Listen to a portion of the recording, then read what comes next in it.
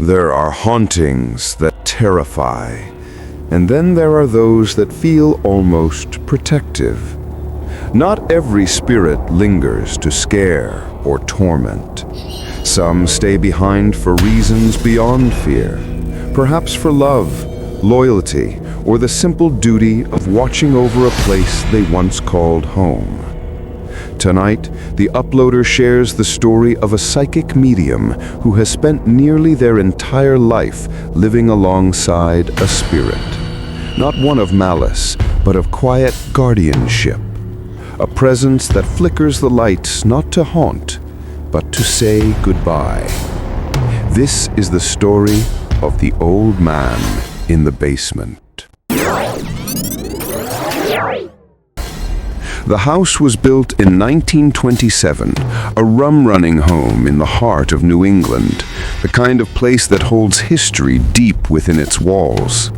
The narrator's family moved in 25 years ago, when the narrator was only 5 years old.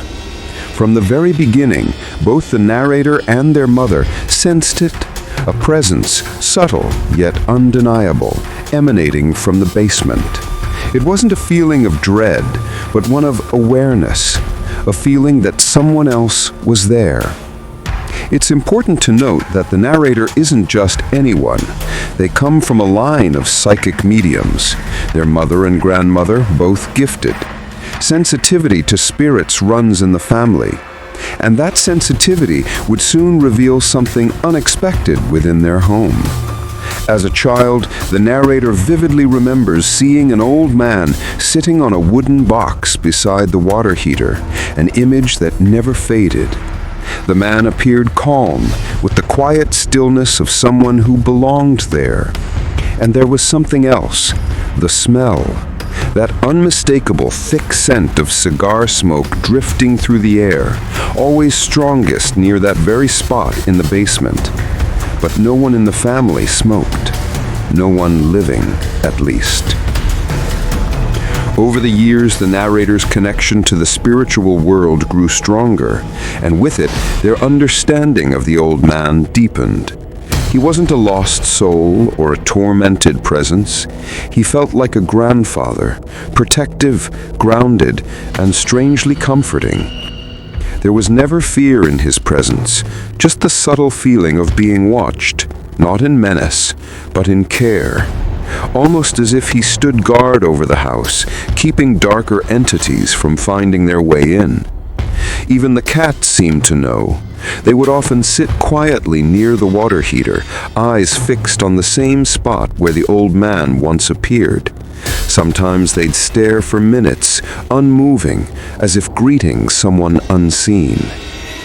And then there were the lights. Each time the family left for a trip, or when the narrator left for college, they would pause, take a deep breath, and say goodbye to the spirit. And like clockwork, the lights would flicker. Once, twice, in perfect timing, a silent acknowledgement, a farewell from the man in the basement. He never tried to scare, never moved objects or caused chaos. His message was always of peace. I'm still here. The house is safe. To this day, the narrator doesn't know who he was. Maybe an original owner from the Prohibition era, tied to the home through old memories of rum running and family. Or perhaps he was drawn to the narrator's energy, sensing that this was a place where he could rest and still be seen. Whatever the case, his presence remains, calm, steady, and ever watchful. The uploader believes that not all hauntings are meant to frighten. Some spirits linger for reasons that transcend time, to protect, to comfort, or to continue a bond that never truly ended. The story of the old man in the basement reminds us that the spirit world isn't always dark. Sometimes it's deeply human. So, what do you think? Could this be the spirit of a man who once lived and loved within those walls? Or is it something else entirely? an energy drawn to the narrator's psychic light, protecting what it feels connected to. Share your thoughts in the comments below and tell us, have you ever experienced a spirit that felt more like a guardian than a ghost? If you enjoyed this story, don't forget to like, subscribe, and hit the notification bell for more real paranormal experiences. Because sometimes the scariest stories are the ones that make you feel safe.